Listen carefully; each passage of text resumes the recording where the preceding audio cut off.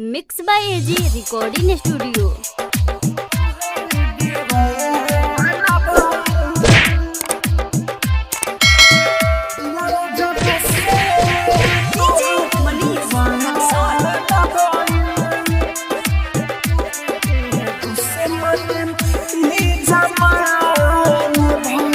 दिलावा जब से तोहर दीवाना भइल, प्यार के दुश्मन ई जमाना भइल।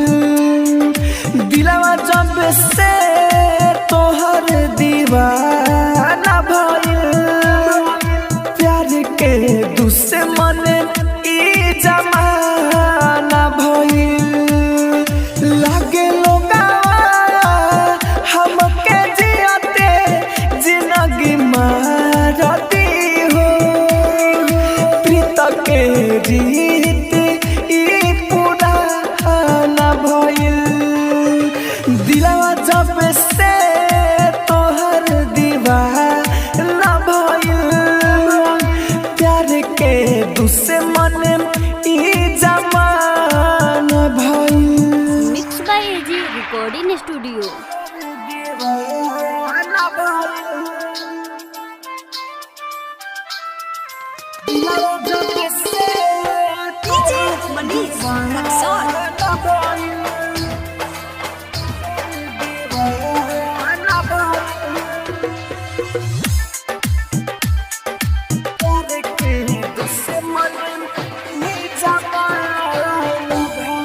लागेला मिलने अब ना हो पाई, याद तो हरे हमके तड़े पाई।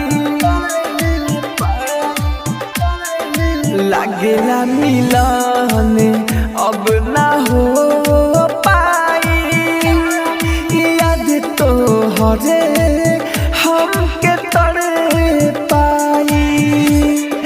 लोरे अखिया से हमारा जान ना बहावा हो, अखिया के आंसू एक खजाना भइल।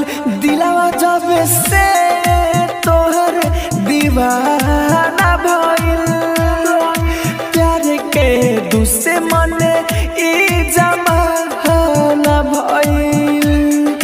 दिलवा जब से तोहर दीवाना भइल, प्यार के दुश्मन ई जमाना भइल।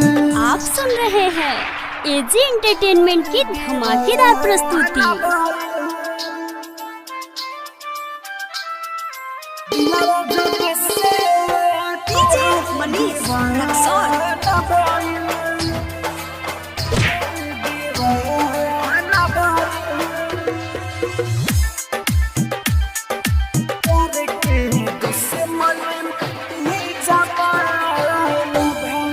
कैसे लहरी हम अकेला हो, ले ले बाला के उठेला हो। कैसे लहरी हम अकेला हो, ले ले बाला के उठेला हो। माहिर मुकेश राहुल ना बारे मुजार महो, देखो निर्दयी पुलिस थाना भइल। दिलवा जब से तोहर दीवाना भइल, प्यार के दुश्मन ई जमाना भइल। दिलवा जब से तोहर दीवाना भइल, प्यार के दुश्मन ई जमाना भइल। रोशनपुर सपहा।